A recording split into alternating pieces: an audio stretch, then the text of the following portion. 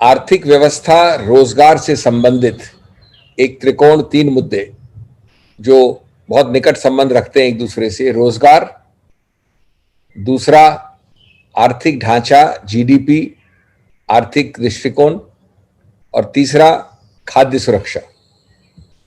और हाल में इनके ऊपर विश्वसनीय, स्वतंत्र, निष्पक्ष आंकड़े भी छपे हैं, मुद्दे भी उठाए गए हैं। और इनसे प्रश्न ये उठता है, मूल प्रश्न जो उठता है कि भाजपा हमको बताए, सत्तारूढ़ सरकार हमको बताए कि नौकरियां कहां से आएंगी, रोजगार कहां से आएगा। ये बताए कि उनके मुख्यमंत्री कुछ प्रदेशों के, और आप जानते हैं किस प्रदेश की मैं बात कर रहा हूं, मध्य प्रदेश की, ये जुमलेबाजी और दावादारी कब बंद करेंगे और बताएंगे देश को कि नौकरियों में आरक्षण से देश को क्या मिलने वाला है। आरक्षण किस चीज का करेंगे? जो आपके पास नहीं है उसका आरक्षण करेंगे। जब नौकरियां ही नहीं है तो ये बताइए कि नहाएगी क्या, निचोड़ेगी क्या ये सरकार, आपको देगी क्या, दावा क्या करेगी। और जो आज देश की अवस्था है, आर्थिक अवस्था है, सुरक्षा, स्वास्थ्य, अर्थव्यवस्था के जो मुद्दे हैं उस पर क्या जवाब है, ये हम आपसे संक्षेप में डिस्कस करना चाहते हैं। तो इसका जो पहला त्रिकोण का बिंदु है दोस्तों, वो है रोजगार। और हम बार बार इस विषय पे इसलिए आते हैं क्योंकि ये सबसे ज्यादा सीधा, निकट संबंध रखता है हमारे जीवन से। और अब जो आया है, जो मैंने आपसे पिछले 2-3 हफ्ते पहले बात की थी, ये उससे भिन्न है। अब जो आंकड़े आए हैं वो एक बहुत चिंताजनक मुद्दा इसलिए उठाते हैं कि जो सैलरीड क्लास है उसके विषय में, ये एक विशेष क्लास है, अपनी आय, अपनी इनकम जो सैलरीड होती है उसके आधार पर जीवित है, उसमें इतना जबरदस्त, भयानक एक गिरावट हुई है। आपके देखे देखे आपके पिछले 4-5 महीनों के हर महीने के आंकड़े के, उससे हम जवाबदेही मांगते हैं उस मुद्दे पे देश से, सरकार से। आंकड़े जो बताते हैं, मैं डिटेल में नहीं जाना चाहता, लेकिन अप्रैल से और अप्रैल तक, अप्रैल से नहीं, अप्रैल तक लगभग 1.25 करोड़ सैलरीड क्लास, अब हम बात कर रहे हैं सैलरीड क्लास की, सिर्फ रोजगार गंवा दिए गए थे। मैं आपको वो आंकड़ा दे रहा हूं 1.25 करोड़ का, जो आपके जॉब्स, अगर आप सैलरीड क्लास है तो चली गई, गायब हो गई, छूट गई, नष्ट हो गई, आप बेरोजगार हो गए। वो आंकड़ा अब 1.9 करोड़ हो गया है। यानी मैं समझता हूं कि इस आधार पे जब तक अगली प्रेस कॉन्फ्रेंस होगी निकट भविष्य में, तब तक 2 करोड़ हो जाएगा। ये जुलाई का आंकड़ा है, अगस्त का आंकड़ा हमारे पास नहीं है, लेकिन भगवान न करे, ये लगता है कि अभी 2 करोड़ हो चुका होगा। हम अगस्त के 20 तारीख तक पहुंच गए हैं। ये कौन लोग हैं? ये बात सही है कि ये प्रवासी श्रमिक नहीं है और ये कृषक नहीं है। इनके एक मूल रूप से जो स्वरूप है वो फर्क है, और इसलिए ये सबसे भयानक और चिंताजनक है। इनकी गंवाई गई रोजगार आसानी से वापस नहीं आती। आसानी से तो मैं जोड़ रहा हूं, करीब करीब नहीं आती निकट भविष्य में। ये वो कैटेगरी है। प्रवासी श्रमिक बहुत दयनीय दुख से निकले हैं, लेकिन उनके कुछ ऐसे आवश्यक कार्य होते हैं जो वापस सीजन के आधार पर, साइकिल के आधार पर, किसी और गतिविधियों के आधार पर वापस आ जाते हैं। यह नहीं है कि उनको 4-5-6 महीने से एक भयानक पीड़ा नहीं हुई है। कृषक कुछ हद तक बेहतर हैं क्योंकि वो स्थायी हैं, या कृषक श्रमिक जो उस पर आधारित है। लेकिन ये वो क्लास है जो गया तो एक प्रकार से जीवन गया, परिवार के जीवन पे, बच्चों की शिक्षा पे, खुद के रहन सहन पे, और ये आसानी से वापस नहीं आता। तो इसलिए हमने पूछा कि ये क्या नहाएगी सरकार और क्या निचोड़ेगी, जब साथ साथ एक तरफ ये भयानक स्थिति, मैं आपको कॉन्ट्रास्ट दे रहा हूं, ये ब्रीफिंग मध्य प्रदेश के बारे में नहीं है, ये देश का एक मूल मुद्दा है। लेकिन कॉन्ट्रास्ट दे रहा हूं कि ये बताइए कि क्यों माननीय प्रधानमंत्री, कभी आपने देखा है कि रोजगार की बात करते हैं? ये प्रश्न है मेरा आपके जरिए। प्रधानमंत्री जी बताएं हमें, इतने प्रखर, इतने मुखर, इतने जबरदस्त प्रवक्ता, वक्ता, वो क्यों नहीं बोलते कभी भी? कभी रोजगार की आपने कोई बात सुनी है? क्यों माननीय मुख्यमंत्री और मध्य प्रदेश प्रशासन ये कहता है कि हम आरक्षण करेंगे? क्या ये पॉपुलिस्ट, एक प्रकार से लोकप्रियता की चरम सीमा नहीं है? आपके पास कुछ है ही नहीं रोजगार, तो आप इस प्रकार के लोकप्रिय स्लोगन्स दे रहे हैं या बुरक बना रहे हैं लोगों को। अब ये अपने आप में एक अलग का मुद्दा नहीं, अलग मुद्दा नहीं है। इसको, जिसको हम कहते हैं आइसोलेशन में, अलग से नहीं देख सकते, संकीर्ण भावना से नहीं देख सकते, क्योंकि ये मुद्दा है संदर्भ का। वो संदर्भ क्या है? आप जानते हैं कि हमारी गिरावट आर्थिक दृष्टि से, और ये आर्थिक दृष्टि एक प्रकार से पूरी तरह से सही नहीं, इससे ज्यादा गिरावट हुई है, लेकिन जीडीपी को माना गया एक द्योतक, उसमें 3 आंकड़े नोट करिए आप। 17-18 में, बहुत हाल की बात कर रहा हूं, उसके पहले तो बहुत बड़े थे फिगर। 17-18 में भी लगभग 7% जीडीपी का ग्रोथ रेट थी। मैं फाइनेंशियल ईयर की बात कर रहा हूं। ये गिर गई 1% से 6.1% 18-19 में, यानी एक साल में करीब करीब 1% गिर गया। 1% करोड़ों, लाखों करोड़ों रुपए की बात होती है, देश के लिए बहुत बड़ी चीज होती है। उसके बाद 19-20, और याद रहे 19-20 कोविड और कोरोना का साल नहीं है। कोरोना आया है, हमारे ये भयानक पैंडेमिक आया है फरवरी से या जनवरी से। मैं 19-20 पूरे फाइनेंशियल ईयर की बात कर रहा हूं। 4.2 का रेट है, यानी 7 से 6, 6 से 4.2, 3 वर्ष में। अब हमको वर्ल्ड बैंक बताता है, और आप ये मान के चलिए कि वर्ल्ड बैंक के आंकड़े कंजर्वेटिव होते हैं, वास्तविकता उससे ज्यादा बुरी होती है, कि लगभग 3% या 3.2%, अगर मैं प्रिसाइसली बोलूं, 2021 में गिरने का, हमारी आर्थिक व्यवस्था को छोटा होने का आशंका है। यह वक्तव्य आया है वर्ल्ड बैंक का। वर्ल्ड बैंक एक प्रकार से ये वक्तव्य का नाम लेती है, लेकिन वो चेतावनी होती है कि हम इसका पूरा अवलोकन करेंगे अक्टूबर वाली रिपोर्ट में। अक्टूबर आने वाला है 2 महीने बाद। उससे पहले हम चेतावनी दे रहे हैं कि हमने जो कहा था कि 3.2% से कम होगी, वो शायद सही नहीं है, उससे ज्यादा से कम होगी। ये चेतावनी वर्ल्ड बैंक की है। आंकड़ों में थोड़ा बहुत फर्क हो, अंतरराष्ट्रीय सभी संस्थाओं की है। कभी आईएमएफ का आंकड़ा ऊपर नीचे हो सकता है, लेकिन ट्रेंड वही है, मुद्दा वही है, गिरावट वही है, जिसको अंग्रेजी में सेक्युलर डिक्लाइन कहते हैं। और इस संदर्भ में आप क्या समझते हैं कि रोजगार पैदा हवा से होंगे? और इस संदर्भ में यह सरकार के पास कोई उत्तर नहीं है सिवाय जुमलेबाजी।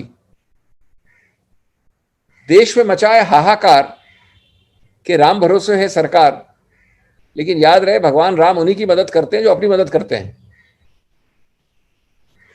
आज आपने कितने रुपए डाले सीधा आपकी पॉकेट में? आप देखिए अमेरिका में जो सबसे बड़ा कदम उठाया गया, सीधा इतने लाख करोड़ डॉलर्स पॉकेट में डाले गए, डायरेक्ट ट्रांसफर। आपका क्या उत्तर है डिमांड नहीं होने का, सिवाय जुमलेबाजी? जब आपके पास डिमांड नहीं है और जेब में पैसा नहीं है, और पदार्थ हैं पूरे, ऐसा नहीं है कि पदार्थों का अभाव है, गुड्स और सर्विसेज काफी मात्रा में है, लेकिन आप उसको सप्लाई साइड में प्रोड्यूस करते रहेंगे, मॉनेटरी पॉलिसी में ऊपर नीचे करते रहेंगे, पैसा देते रहेंगे लोन पे, लेकिन खरीदार नहीं है। उसके लिए जेब में पैसा चाहिए। इसके लिए आपको कभी कोई उत्तर नहीं मिलता। ये दुर्भाग्य है इस देश का। और मैं वापस दोहराऊंगा कि इसके बारे में क्या कहते हैं हमारे माननीय प्रधानमंत्री? चुप्पी। तीसरा इसका जो त्रिकोण है वो है खाद्य सुरक्षा। ये एक मूल बात है, ये आर्थिक दृष्टि से संबंध रखती है, हमारे परिवार, हमारे जीवन, हमारे गरीबों से संबंध रखती है। ये सब जानते हैं कि जिस प्रकार से गरीबी रेखा के नीचे सबसे ज्यादा मात्रा में लोग यूपीए 2 और यूपीए 1 के कार्यकाल में गिरे थे, सबसे ज्यादा लोग गरीबी रेखा के ऊपर आए थे, उनका नंबर गिरा था सबसे ज्यादा यूपीए 1 और यूपीए 2 में। उसी प्रकार से सबसे ज्यादा अंडर नरिशमेंट, यानी पोषण की जो कमी है। इसका सबसे ज्यादा सुधार हुआ था 2004 से 2016 तक। इसमें 2 वर्ष जरूर हैं इस सरकार के, लेकिन सब जानते हैं कि जब ये 22% से 14% पोषण की कमी, अंडर नरिशमेंट का आंकड़ा गिरा, तो उसका करीब करीब 90% श्रेय इस सरकार के पहले के समय को जाता है। उसी प्रकार से अगर इन्हीं को आंकड़ों में बदला जाए, यानी इस 22% से 14% गिरना, तो ये हो जाता है 250 मिलियन, यानी 25 करोड़ से लेके 19 करोड़। ये भी उसी पीरियड का है, 2004 से 2016 तक।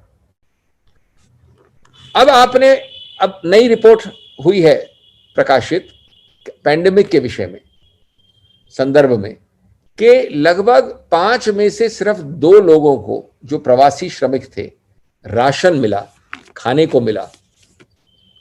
सिर्फ 40% को, जो कि वायदा था सरकार का, कोर्ट्स में कहा गया, हलफनामे में कहा गया। 60% को, जो मैं अब बात कर रहा हूं दूसरे कैटेगरी की श्रमिक प्रवासियों की, नहीं मिला। हमारे माननीय खाद्य पदार्थ के मंत्री कहते हैं कि कोई इस पे डिस्क्रिमिनेशन नहीं है। उनका वक्तव्य आया पासवान जी का। हम जानते हैं कि कितने करोड़ इसके बेनिफिशियरी होने चाहिए।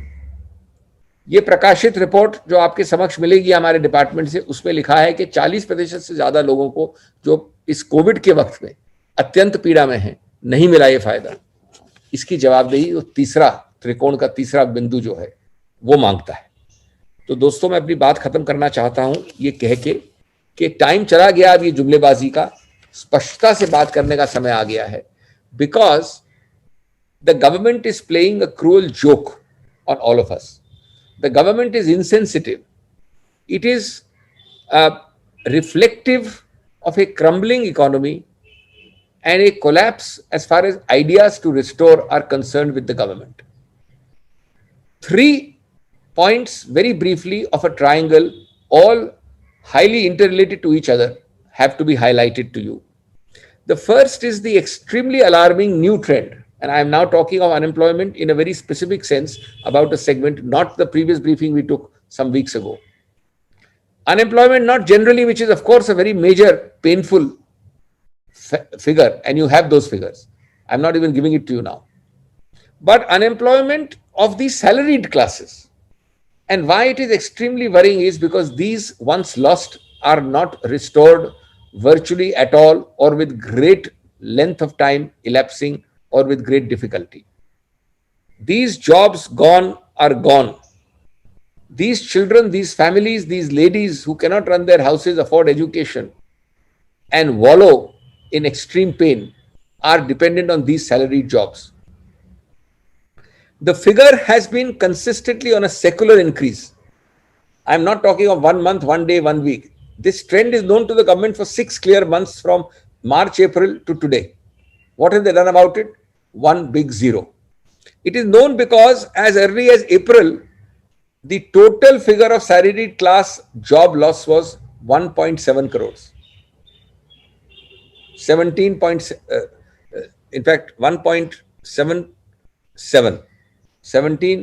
million, 0.7. Today that figure is just under 2 crores. It is 1.9 crores. And remember, this is a figure I am giving of July. I can bet with you that when the figure for August is published, you would have crossed 2 crores. We are already on 20th of August, but I don't want to give you a figure because it's not published yet. These are published official figures. Now you tell me if you have lost almost 2 crores in salaried class employment. 2 crores, 20 million. You have any plan? First of all, you are not answering the nation why you lost, how you lost. You did not create a safety net. You had no remedial measures to minimize, make it 1 crore, not 2 crores. Second is, are you ever talking in your ramparts of Red Fort speech, in your daily addresses, about how you will do something to partially restore? I know you can't restore. Thirdly, are you chastising your state governments because they have also got the Jumlabazi disease, the sloganeering disease from you? Because in Madhya Pradesh, I find it very funny, apart from the fact that it is highly doubtful whether it is legal. If each state said that we will give jobs only to people of our own state, India would cease to be a federal country, our constitution may be violated, but that's a larger issue. I'm not into that. I'm very happy if Madhya Pradesh people get jobs, if it is reserved for them. My question to myself is that does common sense tell you that when you're losing 2 crore classes of jobs, you are going to give what? You are going to give something you don't have? आप आरक्षण करेंगे, reserve करेंगे वो चीजें जो आपके पास है ही नहीं. Which jobs will you reserve?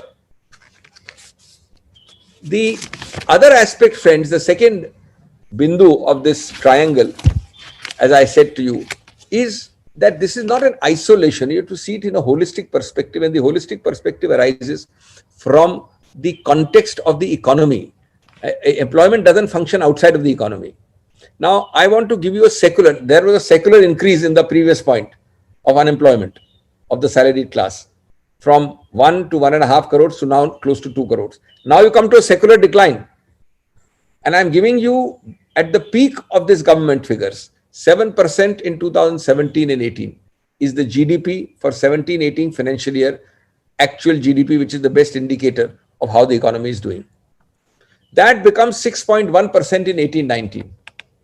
And that plummets, mind you, for 19-20, at least 6 months before COVID, the prognosis was it would be 4.2%. That is for the 19-20 figure.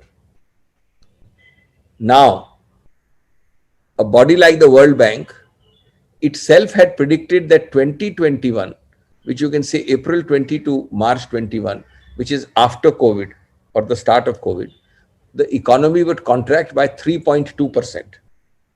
Economy already at 4.2% and further contracting by 3.2%. I don't know what percent was the prognosis, which was made in May by the World Bank.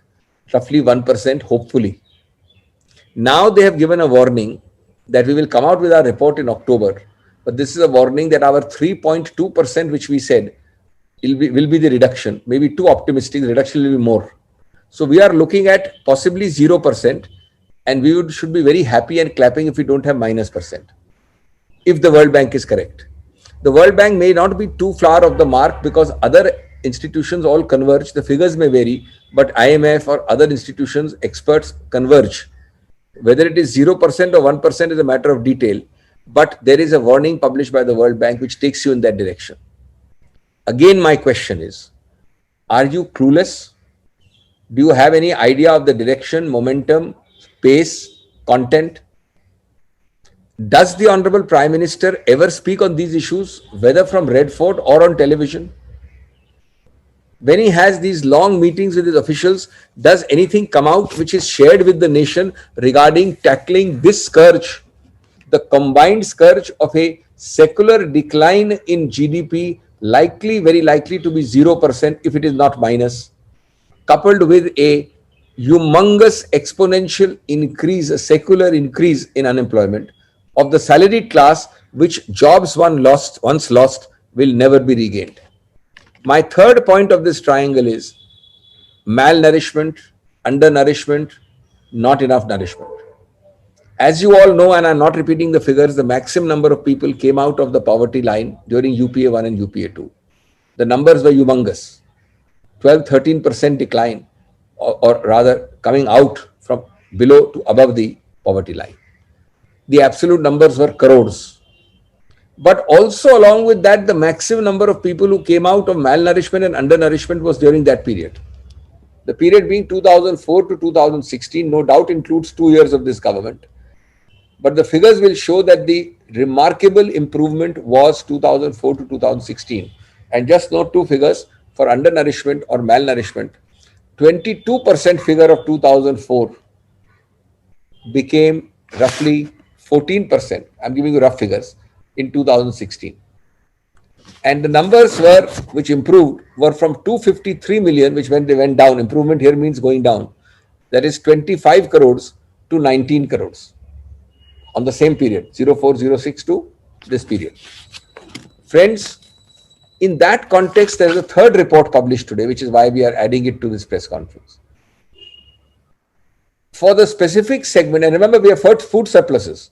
Remember, the Government of India policy is that we are giving free rations to all traveling migrants. That's the policy. That's the halafnama, the affidavit in the courts. Report has been published that checks have shown that the migrants say that 2 out of 5, 40% and less, are getting these rations. Now, I am not saying, I am not the preparer of this report, I am not the publisher, I have not got the figures, but where is the refutation by the government? On the contrary, Mr. Paswan says that there is no wrong identification or discrimination. Question to myself is, question through you is, then why is this pitiable? Even assume it is less than 50%. 50% of your people are not getting a proper nourishment, with extreme pain, extreme distress, and your warehouse is overflowing. There is some clear fundamental mismatch in your governance structures. So friends, I will end by again asking this question: why does Mr. Modi not speak about it? Why is there no blueprint? Why is this government clueless? These are all important questions. They may fail or succeed. Why don't they share this with you? And why does governments like MP do jumla bazi by saying we will reserve jobs? You will reserve something you don't have. Apart from being a big legal question mark, whether you can do it in a country like India by denying jobs. So friends, as I said, these are burning questions of the day, but unfortunately, what excites this government cannot be a Ram Bharose government, because even Ram helps only those who help themselves. This government cannot be clueless about vital issues affecting you and me. And that is the thrust of what we are saying. Thank you. Thank you, Singhvi Saab. I will invite questions first on the suo motu, then I'll open for other issues. You could please indicate your questions. देश जो है वो recession माने मंदी के दौर में जा रहा है, यह चला गया है। चूंकि ये सर्विस क्लास के 2 करोड़ सर्विसेज कम होना, एम्प्लॉयमेंट से बाहर होना, ये एक बहुत बड़ा इंडिकेटर है रिसेशन के लिए। और दूसरा, जो कोरोना के बाद जो 40 करोड़ लोगों का प्रश्न बताया, मैं प्रश्न पूछ रहा हूँ आपसे। ये तो बहुत बड़ा प्रश्न है मंदी वाला है, यही बहुत बड़ा प्रश्न। 40 करोड़ लोगों का जो है वो गरीबी की सीमा रेखा से नीचे जाने का खतरा पैदा हो गया है। तो इसका मतलब ये है कि देश मंदी के दौर में है। सवाल तो यही है। जी धन्यवाद। राकेश जी, ऐसा है, आपने बहुत माइल्ड शब्द इस्तेमाल किया कि मंदी में जा रहा है। मंदी तो आ गई है। हमको ये भय है कि डिप्रेशन, मंदी के आगे एक स्टेज होती है डिप्रेशन, स्लो डाउन, रिसेशन, और तीसरी स्टेज है डिप्रेशन। कई अर्थशास्त्री मानते हैं कि हम ऑलरेडी डिप्रेशन में हैं, आपकी स्टेज से आगे हैं। विवाद कर लीजिए, मान लीजिए कि उसमें 2 राय हो सकती है, तो इसमें तो कोई 2 राय ही नहीं है कि रिसेशन में तो हम पूरी तरह से अटके हुए हैं। जब आपका जीडीपी, जो आपके खुद के अनुसार 1 साल पहले प्रकाशित हुआ कि 3.2 से कम होगा शायद 2021 में, और आज वही संस्था कह रही है कि 3.2 में हम घबरा गए हैं, हमने शायद कुछ कम बोल दिया, शायद इससे ज्यादा होगा। आप मान के चलिए कि अक्टूबर में जब वर्ल्ड बैंक का रिपोर्ट आएगी तो 3.2 का फिगर न्यूनतम 3.5 या 4 हो जाएगा। ये चेतावनी देने के तरीके होते हैं, ये शब्दावली होती है इनकी। और आपका खुद का सरकारी प्रकाशित फिगर ये 19-20 का 4% के आसपास है, 4.1, 4.2। आप लगा लीजिए गणित। अगर आप 0% में हैं तो मंदी है या डिप्रेशन है, भगवान न करे कि आप माइनस में जा रहे हो। और सैलरी क्लास की 2 करोड़ की आज फिगर है। अगस्त का आंकड़ा आएगा, हम वापस प्रेस कॉन्फ्रेंस करेंगे, सितंबर का आएगा, वापस की जॉब्स वापस कहां से आएंगी? मंदी तो नहीं है, मंदी तो निश्चित रूप से उसके आगे चले गए हैं। तब तक तो मंदी मेरे ख्याल से मंदी का दौर नहीं है। आंकड़े तो झूठे नहीं होते, माने नहीं माने। शुतुरमुर्ग भी नहीं मानता है कि एक भयानक स्टॉर्म हो रहा है उसके आसपास। उसके मानने से क्या वो जो पूरी जो आवाज निकल रही है आसपास वो दब जाती है क्या? ये तो आंकड़े हैं, और ये कुछ आंकड़े तो ये वर्ल्ड बैंक के हैं। एक तरफ के चाइना के खिलाफ माहौल बनाया जा रहा है, उसके निवेश के खिलाफ, और चाइनीज ऐप को बैन भी किया गया है। अब देखा जा रहा है कि बीसीसीआई का जो आईपीएल होता है उसकी स्पॉन्सरशिप एक ऐसी कंपनी को दी गई, ड्रीम 11, जिसमें चाइनीज इन्वेस्टमेंट बड़े पैमाने पर बताया जा रहा है। तो क्या ये दोहरा मापदंड नहीं है? कि आपका मुद्दा शायद उससे भी ज्यादा व्यापक और महत्वपूर्ण है जिसका आप समझते हैं उससे। जी। ये मुद्दा कोई हल्का मुद्दा नहीं है। और मैं आपको 3 बातें कहना चाहता हूं जो शायद आपको चौंका दें, शॉक कर दें। नंबर 1 कि इतनी हाहाकार मचाया है सरकार ने। देखिए, ये इस देश में अलग अलग सेंटिमेंट्स होते हैं, कुछ प्रो चाइना हो, कुछ एंटी चाइना हो, कुछ न्यूट्रल हो, वो कोई फर्क नहीं पड़ता है। आज हम सरकार की नीति से बात कर रहे हैं। नंबर 2, ये सरकार राष्ट्रवाद की दुहाई आपको हर प्रति सेकंड देती है। नंबर 3, सरकारी जो नीति होती है वो निजी प्राइवेट कंपनीज को भी लागू होती है। जब आपने कहा कि मिस्टर प्रणव झा इंपोर्ट नहीं कर सकते कुछ चीजें, तो वो प्राइवेट आदमी है, उसको तकलीफ है, उसको सस्ता मिलता है चाइनीज माल, लेकिन फिर भी नहीं कर सकता वो। इन 3 चीजों को मद्देनजर रखते हुए जो घोषणाएं की हैं आपने, उसमें एक प्रश्न उठता है कि आईपीएल कोई ऐसा विशेष एग्जेम्प्टेड कैटेगरी है क्या? आपको चौंका देगा ये जान के कि आपने ड्रीम 11 का नाम लिया, उसको छोड़ दीजिए एक मिनट। जो मुख्य स्पॉन्सर था वो वीवो था, वो पूरी चाइनीज कंपनी है, पूरी वीवो, वीओ। नंबर 2, आज आपको ये बताया, और ये इसमें मैं आरोप लगा रहा हूं कि इसमें एक दुभात है। आज बताया जा रहा है कि वीवो तो हट गई है। वीवो कहा जाता है कि पूरी तरह से ये बात है कि वो हटी चीन के मुद्दे पे नहीं है, क्योंकि वो चाहते थे कि जो उनका ऑब्लिगेशन उसको स्थगित किया जाए। उनके पास पैसे की कुछ कमी हो रही थी। तो जिस व्यक्ति ने को आपने कॉन्ट्रैक्ट दे दिया, ऊपर से उसकी मदद कर दी आपने, क्योंकि उसका पैसे नहीं, उससे कुछ स्थगित मांगा समय, तो आपने कहा कि वीवो नहीं, अब ड्रीम 11 हो जाएगा।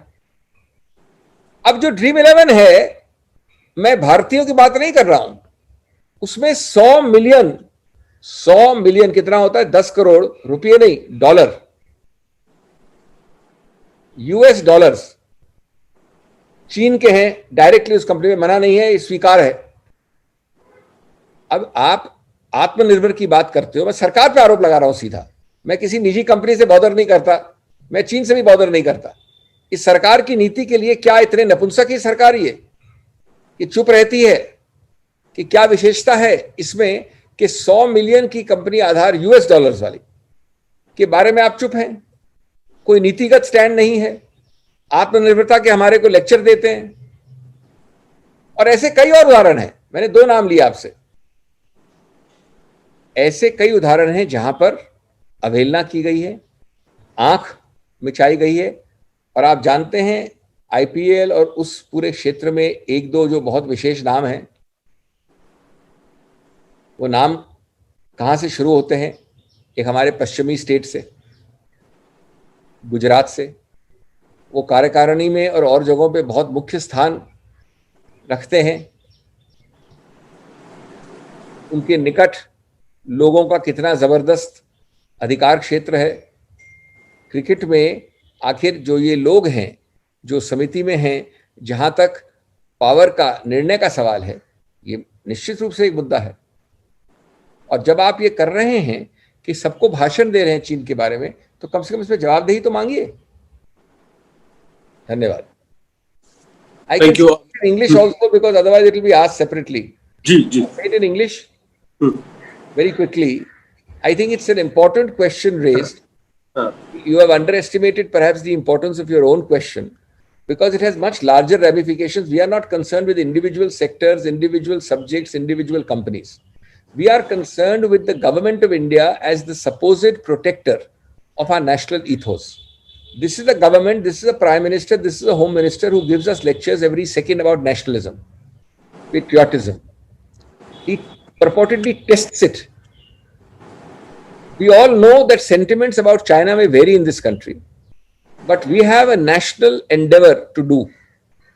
We also know that this Atmanirbhar slogan would cause a lot of pida, a lot of distress to people who might have got things cheaper, temporarily at least from China. But they are all contributing, they are all sacrificing. Why this exemption to IPL and cricket? The main principal sponsor till now was the Chinese company Vivo. Till recently, till a few days ago. After the government policy, after Ladakh, after Pangsong after the excursions and incursions. Thereafter, it is changed not because of China. It is changed because a lot of reports which have been published and which you have, and which the ICC has, they are apparently asking for a better set of terms by postponing their obligations to pay because they don't have immediate money.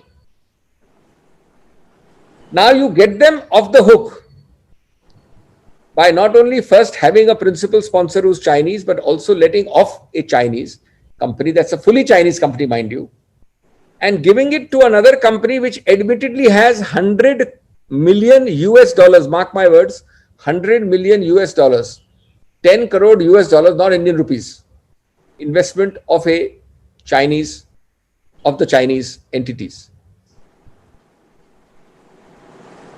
Is it a double standard for the poor sufferers here about whom you preach Atmanirbharta? Or is it favoritism because there are some very powerful people from Gujarat in IPL? Which one is it? I hope the government will answer. I hope the government will satisfy the conscience, and for the national wealth, for nationalism and patriotism, which you falsely wear on your sleeve, this is an important answer. Thank you. Mr. Singhvi, sorry to not go on the suo motu, because I completely agree with you about the contraction of the Indian economy, and I would go a step further to say it will be less, it will be -5 if not more. But having said that, I come back to a more pressing issue of what the Supreme Court is at present hearing, and as for 2 days on the issue of contempt. I lost you. I lost you last line. The issue of contempt. Issue of contempt of court of Prashant Bhushan, which is a very important issue. Yeah. And it is in that context that you have seen recently, there have been big question marks from judges themselves on the whole process, and as well as a lot of questions on the Supreme Court on its verdicts. While you all have respected it, you all have also critiqued it. So how do you, this is my first question, and I'll ask the second question, but if you could just answer that. Look, let me be very clear. We have no hesitation individually, not only as members of the bar who have spent a lifetime, but otherwise commenting about it. We have spoken, some have written. I don't think it would be right to associate a political party as a full political party with a statement I make. But I have no hesitation, having given that clarification to you, to speak from this podium to say that the law has to be applied in an even-handed, fair, balanced manner. The concerns raised by those after the judgment are certainly not in any manner false, frivolous, or vexatious. They cannot be dismissed offhand. They deserve a lot of careful thinking because they include former judges of that very court. They include precedents, and they include the basic spirit of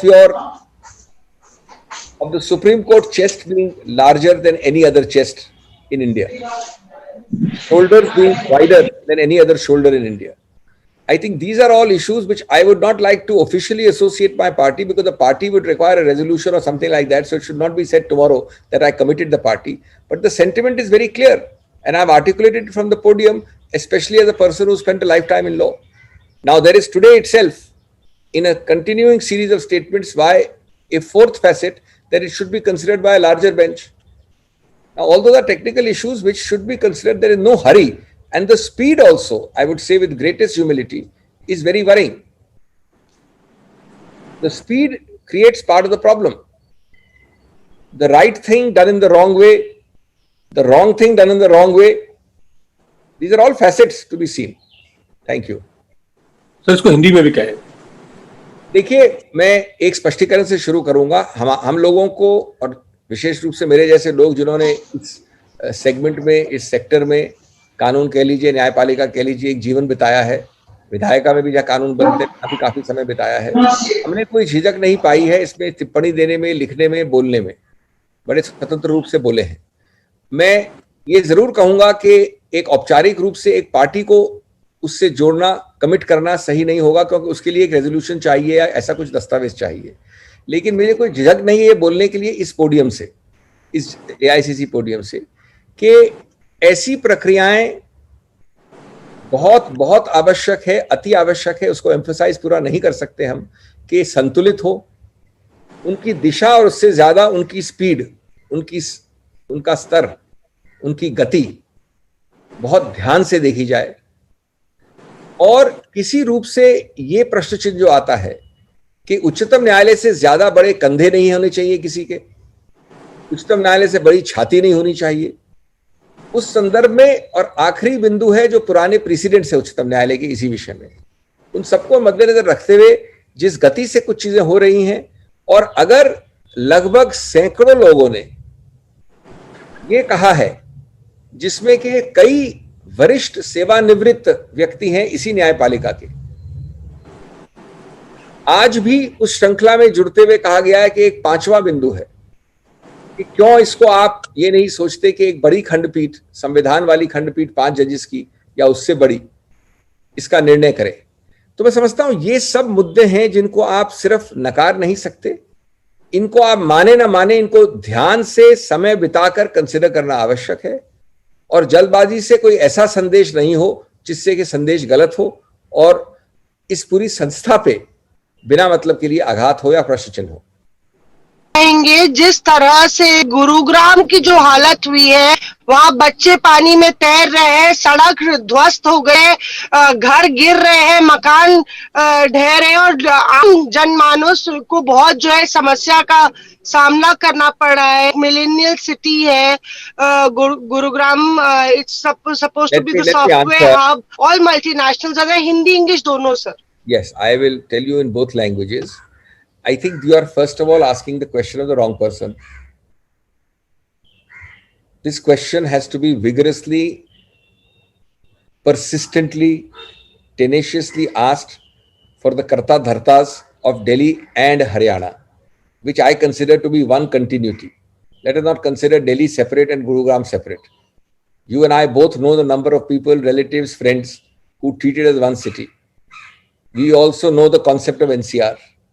So the first point of answer to you is that this is something where there is a complete abdication and failure which must be answered. And obviously your question, through your question, I am answering it, asking that question again of the two entities, namely Delhi government for the nation and the Haryana government. Number two, I wish as much time had been spent by these Karta Dhartas in issues which were of civic amenities.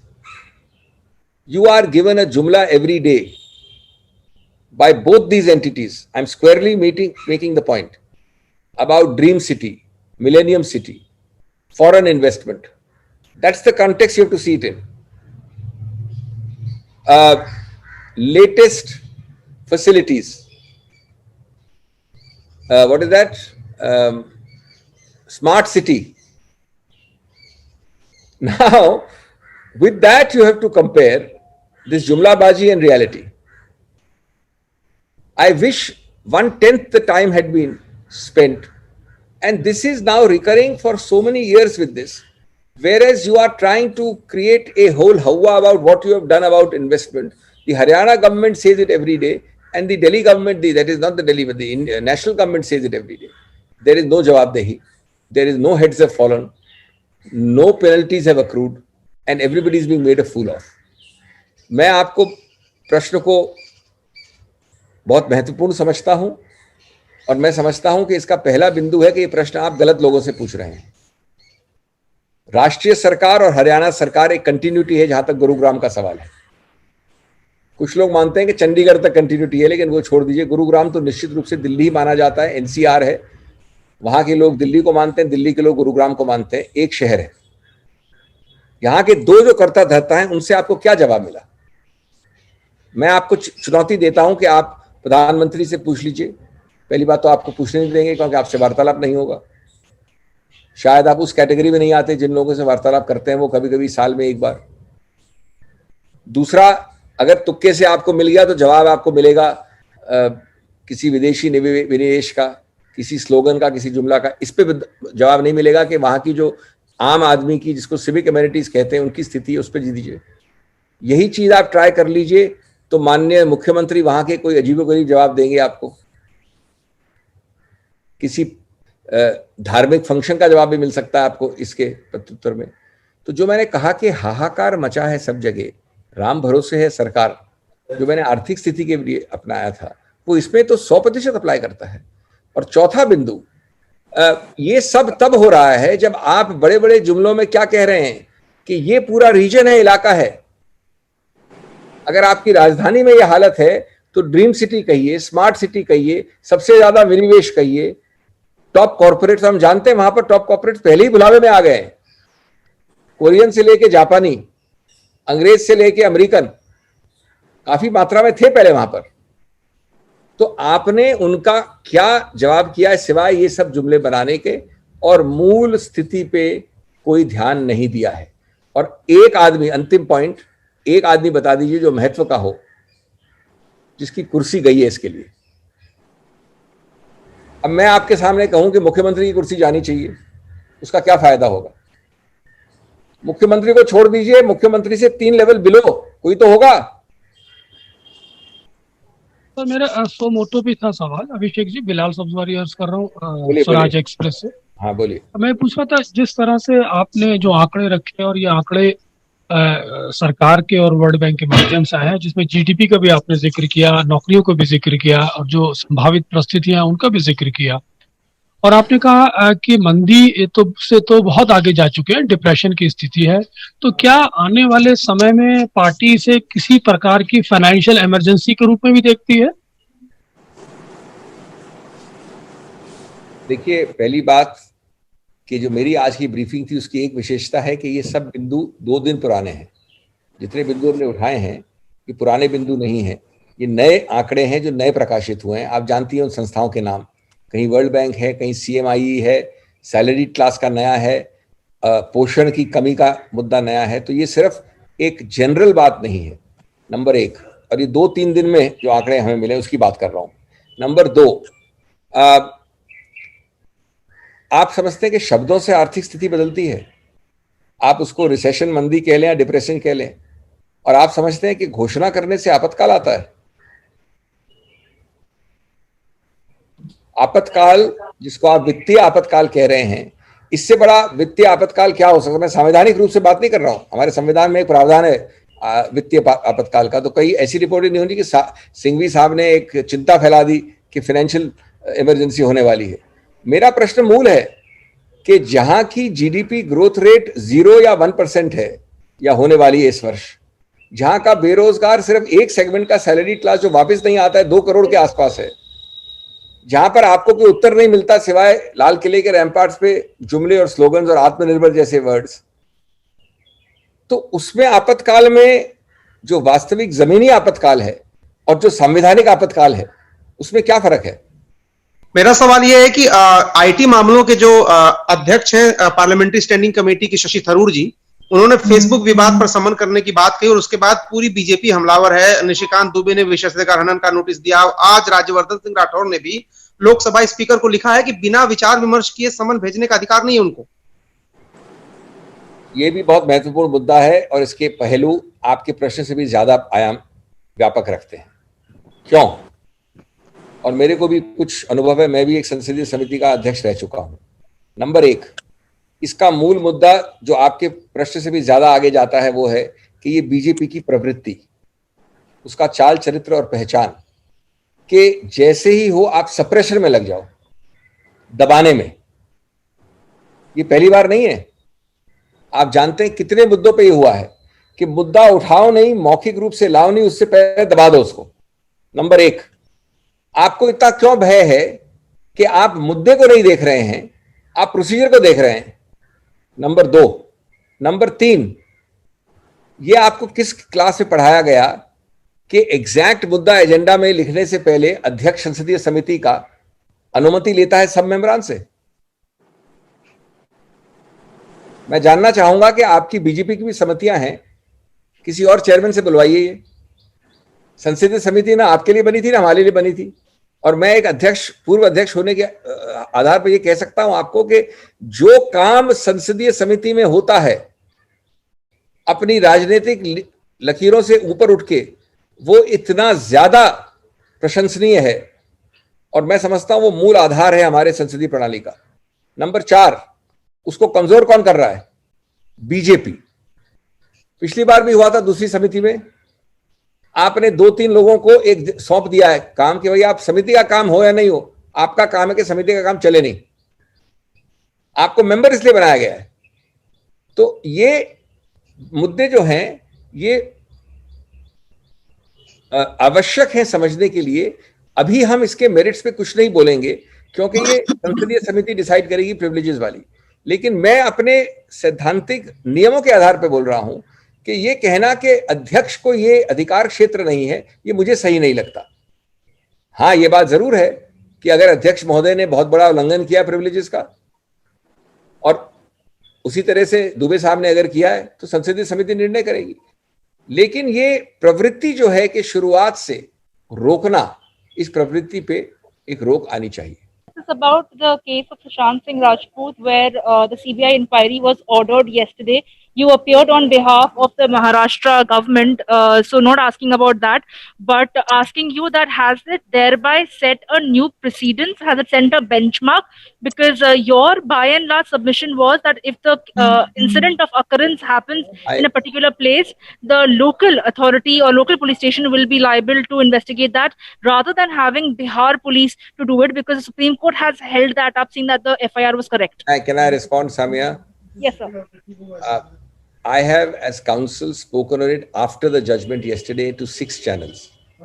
Those 6 channels and their statements are available for you widely the whole of yesterday evening, Hindi and English. Number 2, I am not speaking right now in response to your question at all from the Congress side. It has nothing to do with the Congress. It's an individual case. Number 3, if you ask my legal view, I'll answer your question directly. According to me, as I said on the channels, purely non-political and legal, this raises much larger questions in the future of crime, which is admittedly local. All crime is local, happening within the jurisdictional territory of X state. And whether by consent of the complainant and the victim, or because of press sensationalism, or because the family of the victim, one is in Kerala, one is in West Bengal, one is in Kashmir, are feeling extremely hurt and distressed. The locality of the crime cannot change the jurisdiction. It's a larger issue. It is much beyond Sushant Rajput, Riya Chakravarti, Maharashtra or Bihar. Number 4, the other question legally which we had raised was that the petition by the petitioner Chakravarti was for transfer from Bihar to Mumbai under a provision called 406. Now, Supreme Court sits only in benches of 2. They can't sit in benches of 1. However, an exception is made to give narrow power for a bench of 1 under 406, when a learned single judge, whom I consider one of the finest single judges in this case, sat. Unfortunately, the ruling he has given, because the transfer was sought by the petitioner from Bihar to Maharashtra, there was no prayer for transfer by the petitioner to CBI. The order given is that the transfer is from Bihar or Maharashtra, doesn't matter, to CBI. Now that power is available to the Supreme Court, but it is of grave doubt whether it is available. First of all, it's not available under 406, which is the only power given to a learned single judge. Secondly, the learned single judge cannot use special powers under the Constitution, which only a division bench can use. This also has been held against us. The petitioner has not succeeded, and the principal 3 submissions of Maharashtra government also have not been accepted. There is no doubt about it, which is why, though the judgment is against, we are all bound by it. We must bow down to it and we must respect it. It's as simple as that. Yes, that is important. Even I was thinking because that you see what happens is we know all these techniques, and I always call you and I honor you with the title right person in the wrong channel. So therefore, you need to take care of fairness. You ask me a right question, I give you a fair answer to the best of my ability. Sir, I'll definitely ensure that, sir. It doesn't matter whether you agree with me or not. The question is, the answer should be fair and full. And for a safer play, you should include this caveat in the middle of the answer, not in the beginning or the end.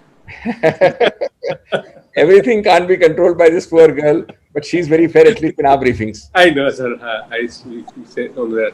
I'll move to the next one, sir. Mohit Dubey from New Nation. Mohit ji. Abhishek sir नमस्कार। जी sir मेरा सवाल है, बतौर आप senior प्रवक्ता कांग्रेस के हैं, मेरा सवाल आपसे ये है कि सुब्रमण्यम स्वामी ने थोड़ी देर पहले एक ट्वीट किया है सुशांत राजपूत को लेकर। उन्होंने ये लिखा है कि जो असली मर्डरर है, जो असली हत्यारे हैं, वो दुबई में बैठे हुए हैं और पैसे की लेन देन की वजह से ये हत्या की गई है। आप कितना इत्तेफाक रखते हैं, कांग्रेस पार्टी कितना इत्तेफाक रखती है उनके इस ट्वीट से? कांग्रेस पार्टी और मेरा मत इसमें सिंक्रोनाइज्ड है, कोई आपत्ति नहीं है। मैं इसमें कांग्रेस पार्टी की तरफ से जवाब दे रहा हूं। मैं नहीं समझता कि किसी को अधिकार क्षेत्र है। वैसे स्वामी साहब तो एक 9 शेड्यूल एक्सेप्शन में आते हैं, वो तो संविधान के एक स्पेशल शेड्यूल में है जो संविधान से भी ऊपर है शायद, लेकिन कोई और अधिकार क्षेत्र नहीं रखता। मैं तो समझता हूं जजेस, न्यायपालिका भी नहीं रखती इस वक्त मेरिट्स पे वर्डिक्ट देने की।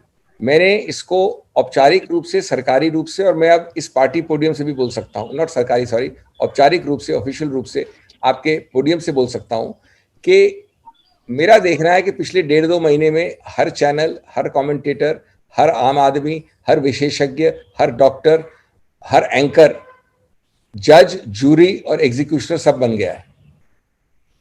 न तो न्यायपालिका की आवश्यकता है, न पुलिस की, न ट्रायल की। आप तो वर्डिक्ट दे रहे हैं। अगर ये हो सकता है तो मैं समझता हूं कि आपको पता है धर्मो रक्षते रक्षते। अगर आप धर्म, और धर्म का मतलब होता है कानून, आप उसकी रक्षा नहीं करेंगे तो कल जब आपको उसकी जरूरत पड़ेगी तो वो आपकी रक्षा नहीं करेगा। इस प्रकार के नी जर्क वर्डिक्ट्स मैं नहीं दूंगा, कम से कम न मेरी पार्टी देगी।